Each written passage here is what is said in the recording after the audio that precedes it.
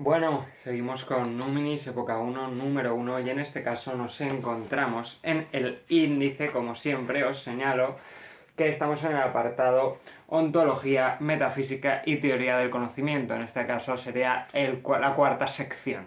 Y el paper que toca analizar, que sería el segundo de esta sección, es este de aquí, os lo enseño como siempre, titulado Jean-Paul Sartre y Martin Heidegger, la cuestión de la subjetividad de Manuel Estevez Mouriño. Estamos, todo hay que decirlo, en este caso ante un paper bastante complejo, con ciertos tecnicismos, desde luego, en el caso, sobre todo, y además es en lo que se centra el paper de Heidegger. Estamos ante un filósofo muy complejo, con un vocabulario de no fácil aproximación, con el que, en cualquier caso, hay que tener cierta familiaridad. De hecho, ni siquiera me comprometo con que ya haya captado todos los matices del texto, como siempre, lo más recomendable, más en este paper que nunca, es ir al texto en concreto. Precisamente por las dificultades de voy a adoptar un enfoque más superficial, donde vamos a leer, como siempre, fragmentos, pero donde mi principal objetivo es que se entienda cuál es la temática del texto y cuál es la relación y conclusión a la que pretende llegar,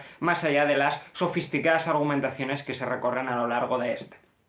En cualquier caso, el texto efectivamente trata de mostrar que, a pesar de que Jean-Paul Sartre utiliza esta ontología de Heidegger para desarrollar su propia ética humanística, ¿no?, y atraviesa lo que de hecho podríamos llamar una ontología humanística, o incluso una ontología de la subjetividad, en el caso de Heidegger no encontramos tal cosa, y si bien Sartre bebe de él, no podríamos estar hablando de una compatibilidad, que quizás sería algo a lo que la interpretación de Sartre podría ser más próximo, ya que no solo bebe de él, sino que reconoce abiertamente sus influencias y considera que efectivamente existe este humanismo en Heidegger. Veremos que Manuel lo que nos dice efectivamente es que en realidad lo que sucede es que la obra de Ser y Tiempo no está concluida, falta un viraje, Kehre, ¿no?, que es muy complicado de pronunciar esta palabra alemana, que es lo que Heidegger no termina de completar, y por eso esa apariencia de esas primeras partes de Ser y Tiempo dan una sensación de precisamente una ontología de la subjetividad, cuando de hecho la parte que quedaba por concluir de Ser y Tiempo tiene que ver precisamente con tirar por tierra esos aspectos subjetivos que todavía no se han terminado de depurar en la obra. Precisamente ahora leeremos sobre eso. El primer fragmento que tengo señalado, ¿no?, como siempre ya sabéis, yo subrayo los textos y con una X pues pongo aquello que me parece comentable para la reseña, ¿no? Y nos dice: el mundo externo ha sido entendido como una realidad, de res, cosa, pero el Dasein es el ser del ser humano, ¿vale? Estamos ante un tipo de ente particular. Para Heidegger es fundamental la idea de que la metafísica es ese recorrido que la filosofía tradicional ha realizado y que ha olvidado por completo la pregunta por el ser, que es la verdadera pregunta fundamental que ha quedado oculta tras unas concepciones metafísicas que olvidan esta fundamentalidad de aquello que es el mundo, ¿no? Esta distinción entre ontología y metafísica, rechazando Heidegger la metafísica y quedándose precisamente con un proyecto ontológico. Entonces nos dice: pero el Dasein, primariamente, los entes no se le aparecen como cosas, como presencias por contemplar en un desgajamiento sujeto-objeto. La distinción y el rechazo de la dicotomía sujeto-objeto es precisamente uno de los puntos fundamentales por los cuales Manuel va a argumentar que se debería rechazar la idea de una compatibilidad entre Sartre y Heidegger, él en El ser y la nada, Sartre, y Heidegger en Ser y Tiempo, precisamente porque Sartre parte, apoya y fundamenta con, por supuesto, su propia filosofía esta distinción, mientras que Heidegger la rechaza. Los entes aparecen como útiles susceptibles de ser insertados en un determinado proyecto existencial, un proyecto existencial hermenéutico e interpretativo, pues el Dasein es siempre histórico y fáctico, perteneciente a una tradición. Es decir, que hay cierta instrumentalidad de los entes que concibe, contempla o percibe el ser humano, a través de los cuales se inserta en una cosmovisión, ¿no?, propia de este individuo. Es decir, los individuos tienen proyectos interpretativos del mundo mundo, el Dasein es un ser interpretador que precisamente las cosas que forman parte del mundo en el que se desenvuelve precisamente quedan instrumentalizadas en base a estas relaciones interpretativas con las cuales el Dasein entiende el mundo. Se va a entender, lo leeremos después, que el Dasein siempre está inserto en el mundo, es condición de posibilidad de su ser estar inserto en el mundo, y que por tanto esta distinción entre sujeto y objeto es falsa, precisamente porque el Dasein ya es parte del objeto del cual él es consciente, percibe, desarrolla, transforma. También este componente más práctico, ¿no?, de la obra de Heidegger, donde no se trata solo de ser una consciencia, y de hecho esa crítica al idealismo está en el mundo, sino que precisamente el individuo, el ser humano, es un tipo de ente, ¿no?, que transforma la naturaleza y que tiene un papel práctico en su desempeño en el mundo que va más allá de la mera inteligibilidad de las formas de lo real. Heidegger ya señalaba que la eyección existencial del Dasein es siempre primaria con respecto a cualquier tipo de tematización teórica que presuponga una dualidad sujeto-objeto, lo que acabamos de decir. Como la esencia del Dasein es su existencia, se trata de su poder ser, y ese poder ser siempre tiene que estar referido a un algo que no es el mismo, con lo cual el Dasein se articula estructuralmente en el mundo. El ser en el mundo es un constitutivo a priori. Este desempeñarse en el mundo, estar eyectado en el mundo, es condición de posibilidad de la existencia del ser humano, lo que decíamos antes, trascendental del Dasein. No encontramos mundo por una parte y Dasein por otra. Fundamental. No puede haber mundo sin Dasein, a la vez que no puede haber Dasein sin mundo. Una frase, si os fijáis, mucho más comprometida ontológicamente, y que quizás sí que cae más en la subjetividad. Veremos que Manuel hará matizaciones sobre estas posturas de Heidegger para que se vea cuál es la relación de condicionamiento del Dasein al mundo, y si se puede hablar, hemos dicho que la conclusión va a ser que no, de una ontología de la subjetividad en el caso de Heidegger. Bien. La discusión idealismo-realismo surge en el momento en el que el Dasein se hipostasia, en cuanto que se reduce el ser a presencia, se convierte en realidad y se despoja de su originariedad hermenéutico-existencial. Es decir, que estos debates entre idealistas y realistas nuevamente forman parte de una metafísica tradicional que ha olvidado la verdadera pregunta por el ser, y que en el fondo parten de una discusión sujeto-objeto que es hipostasiar al Dasein, que es no ser consciente, no dar cuenta de que el Dasein de hecho ya es un ente transformador, partícipe, parte del mundo. El Dasein ya está en el mundo, y esta distinción sujeto-objeto es ridícula, puesto que el Dasein ya es objeto. Bien. Continuaríamos en este caso a una de las partes más complicadas que, bueno, quiero simplemente mencionar por encima. Hay cierto proceso del Dasein, ¿no?, de transformación, que yo diría que tiene cierta carga negativa, sobre todo por lo que vamos a leer después, ¿no? Nos dice: por ello se tranquiliza, está hablando del Dasein, se olvida como angustia, se aliena, no se conquista a sí mismo, se tienta, olvida su vacío, su nada, y se enreda a sí mismo. Se trata de sustancializar, trata de ser realidad en lugar de posibilidad, de hacerse una mera cosa. En definitiva, el Dasein se despeña. Y aquí nos dice un poco después que el arrojamiento implica estructuralmente su propio error, implicaría un error de autocomprensión, lo dice después, y una radical transformación desde su interior. Como el Dasein está arrojado a los entes del mundo, es inevitable que a la hora de autointerpretarse lo haga como un ente del mundo más, es decir, que tienda a cosificarse, ¿vale? Sus posibilidades siempre refieren a un determinado ente. Y aquí por un ejemplo,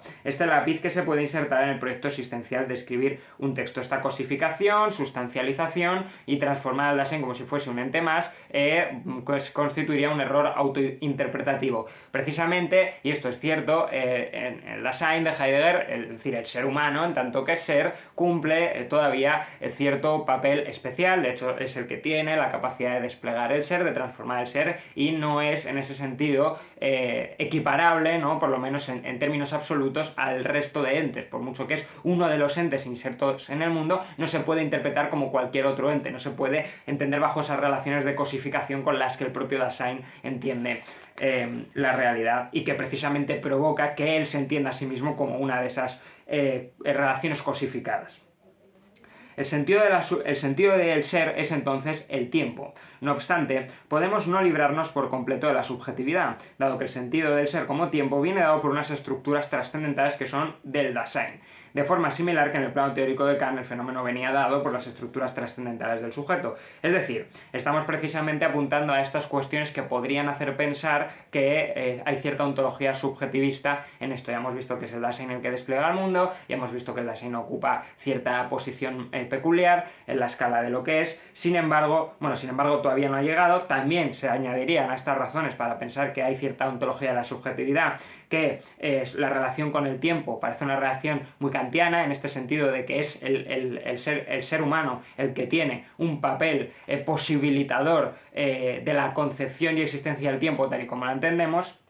Y a esto habría que añadirle que si bien el Dasein está eyectado al mundo, este mundo al que se eyecta es una de sus articulaciones estructurales, que es un poco lo que decíamos antes con la idea de despliegue del ser. El ser aparece siempre iluminado y determinado bajo la luz del Dasein. Entonces, claro, hasta aquí, pues, ¿qué podemos decir? Bueno, pues esto parece que es una ontología de la subjetividad y que efectivamente Sartre no está, por lo menos, demasiado alejado cuando nos dice que él puede beber de Heidegger y desarrollar su ética humanista a partir de ello, ¿no? Pero aquí empiezan las diferencias, ¿no? Y nos dice: pero para Sartre el hombre no es solo trascendencia ni inmanencia, ni solo posibilidad o facticidad. Estamos hablando de Sartre ahora, ¿vale? Cambiamos el paradigma. Toda proyección de posibilidades se da desde una contingencia fáctica. El sujeto que no es capaz de aceptar su condición fáctica y se refugia en la pura especulación de posibilidades, también actúa de mala fe. Este concepto de mala fe de Sartre se basa en una distinción entre dos tipos de existencias, auténtica e inauténtica, que se basan también en una idea de Heidegger, de existencia propia e impropia. La diferencia radical de Sartre es que su distinción tiene un componente ético a través del cual discriminar las acciones humanas, cuando esta distinción de Heidegger se queda meramente en la variable ontológica, en la dimensión ontológica. Existen existencias propias e impropias sin comprometerse con ningún tipo de regulación ética o decisión sobre cuál es la más moralmente adecuada respecto a ninguna de las dos, con lo cual esta variable que Sartre añade ya constituiría una diferencia fundamental que sí que apunta a una ética humanista que en Heidegger, desde luego, en esta distinción no está. Para Sartre, precisamente, esta idea entre auténtica e inauténtica existencia se articularía a través de la idea de mala fe, que tiene que ver con dos cosas, que es lo que acabamos de leer, que voy a intentar explicar un poco porque es verdad que es complejo.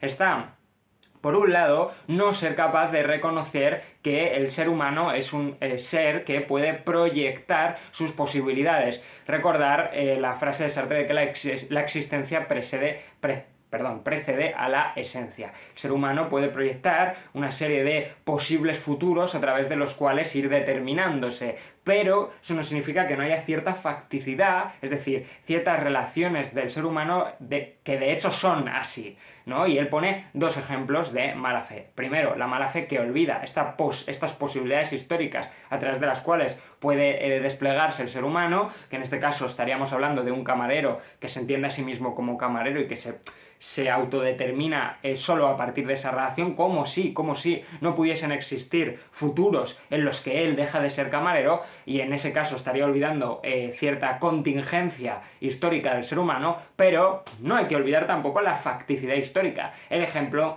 que pone Sartre es, por ejemplo, un homosexual, ¿no?, que bajo condiciones sociales, ¿no?, pues pretende renegar de sus deseos, intentar articularlos hacia otros deseos sexuales fuera de su homosexualidad. En este caso estaría olvidando su facticidad histórica. Si bien el ser humano puede proyectar diversos futuros, hay de hecho ciertas cosas que somos y que tenemos que tener en cuenta a la hora de determinar nuestras decisiones. Curioso además que Sartre dice que Heidegger estaría en este tipo de problema, ¿no? Porque por supuesto Sartre, aunque bebe de Heidegger, también hace críticas a Heidegger y cree que no propone una ontología lo suficientemente cercana a el proyecto que Sartre está planteando, ¿no? Entonces, reconocer la contingencia y la facticidad del ser humano, porque no somos ni seres totalmente determinados, ni seres con todas las posibilidades del universo. Estamos en un plano intermedio. Sartre lo que pretende es alcanzar un equilibrio entre lo fáctico y lo posible, lo acabamos de explicar. Debemos asumir nuestra facticidad, pero que ésta no nos lleve a reificarnos bajo un principio de identidad, sino que debemos asumirla como nuestra preteridad, como nuestro pasado, que es sobrepasado por el carácter libre y nihilizador, es decir, nihilizador en este sentido de el mundo no tiene sentido por sí mismo, del mundo de la conciencia hacia las posibilidades futuras. Entonces, una ética, seguimos hablando de Sartre, en la que el existente es completamente libre y responsable respecto a sus actos y la única forma de juzgarlo es conforme a la verdad de su conducta, si esta es de mala fe o de buena fe. Es decir, veremos cómo es su existencia y la juzgaremos como correcta o incorrecta en virtud de esta buena o mala fe. Es decir, con lo cual, si su existencia es auténtica o inauténtica, que es la distinción en la que Sartre se había basado para hacer esta distinción de buena o mala fe.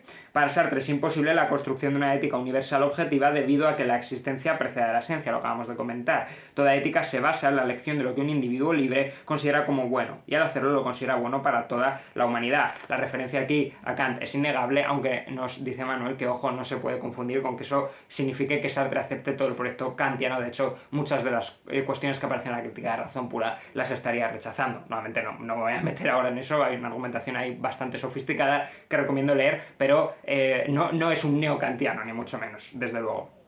Está, desde luego, esta idea, ¿no? La definición sartriana de la consciencia no es lo que es y es lo que no es.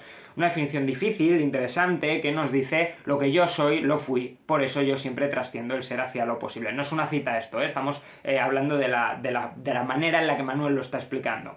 Por eso la consciencia no es lo que es, su pasado, su facticidad, y es lo que no es, su futuro, su posibilidad. Es decir, ya no es su pasado, aquello que fue, efectivamente lo fue, pero ya está avanzando hacia ser otra cosa, entonces no es lo que es, pero es lo que no es, porque está proyectando un futuro a través del cual acabará determinando su ser, ¿no? Y en ese sentido es lo que no es. Todo esto hay que entenderlo efectivamente en este orden temporal de dejar de ser lo que uno era en un pasado y comenzar a ser lo que uno será en un futuro. Por eso no es lo que es y es lo que no es. Complicado, pero yo creo que se entiende.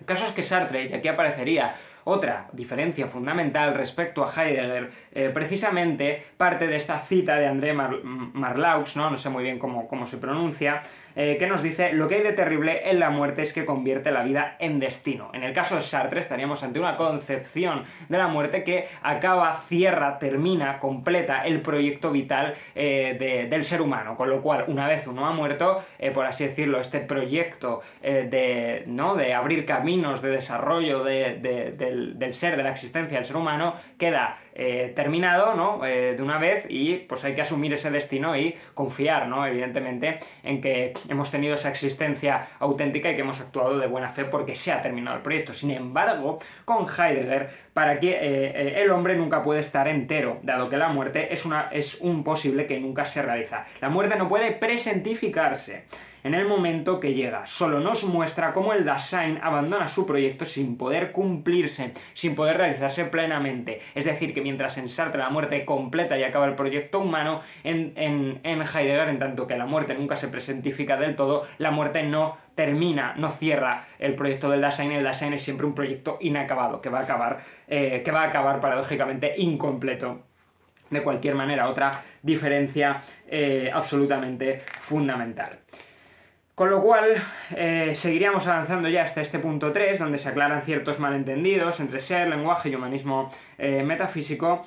Y aquí este párrafo es interesante, ¿no? Porque nos dice: todo humanismo se basa en una metafísica, excepto cuando se convierte el mismo en una metafísica. Es una cita de Heidegger en las cartas sobre el humanismo, que precisamente nuevamente lo están distanciando de esa interpretación. Y aquí nos dice Manuel: porque interpreta lo ente en su totalidad, sin plantearse la pregunta por la verdad del ser. No haya sentido porque este no se encuentra determinado por el Dasein. Aquí se empiezan a entender las diferencias fundamentales. El Dasein no determina el ser de lo ente, sino que la verdad se muestra y se oculta en el claro del bosque, Lichtung, que es el ser humano, el ahí del ser, el espacio del acontecer del ser. Es decir, que no estamos hablando de una determinación del Dasein al mundo, a la totalidad de lo ente, sino que lo que sucede es que ese claro, ¿no? Que la verdad se muestra y oculta en el claro del bosque, que es el ser humano como claro del bosque, es allí donde se oculta y se despliega el ser, pero no aquello que determina el ser, con lo cual no estamos hablando de una determinación, una especie de idealismo, donde es el sujeto quien construye el objeto. Hemos dicho que esta distinción está aniquilada en la obra de Heidegger. De lo que estamos hablando es de que efectivamente tiene un papel el Dasein, es decir, el ser humano, transformador y desarrollador del ser, que lo puede tanto ocultar como desplegar. Efectivamente, pero no es una determinación. Entonces, esto no es una ontología de la subjetividad, ¿no?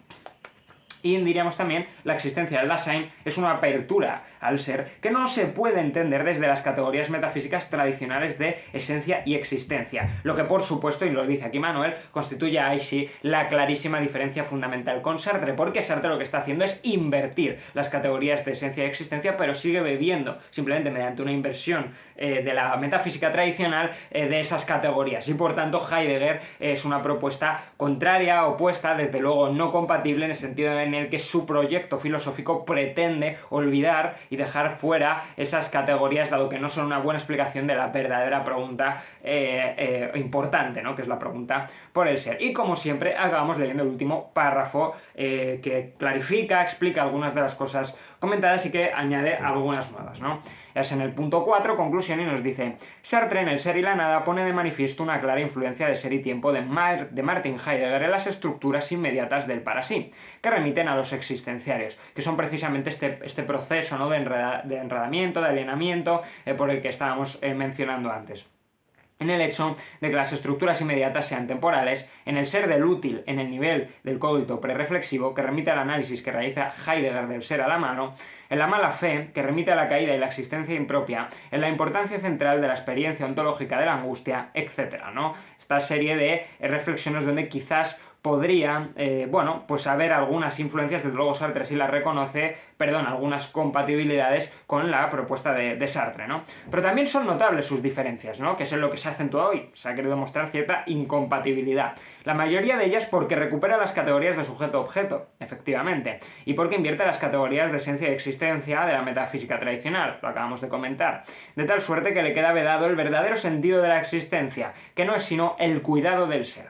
En lugar de ello, en Sartre nos quedamos con una relación con el mundo, un mundo que es exterior en vez de una esenciación inobjetiva de la verdad del ser marcada por los intentos de su dominio por parte del sujeto como rey de lo ente. Heidegger, en contraposición, radicalizará sus hallazgos de ser y tiempo tras la Kehre, que es este viraje que habíamos mencionado antes, considerando al Dasein como Lichtung, como el espacio, esto de Claros del Bosque, como el espacio en que se muestra y oculta una verdad del ser que ya no es humana ni subjetiva. Con lo cual, incompatibilidad. Y con esto hemos terminado. ¡Nos vemos!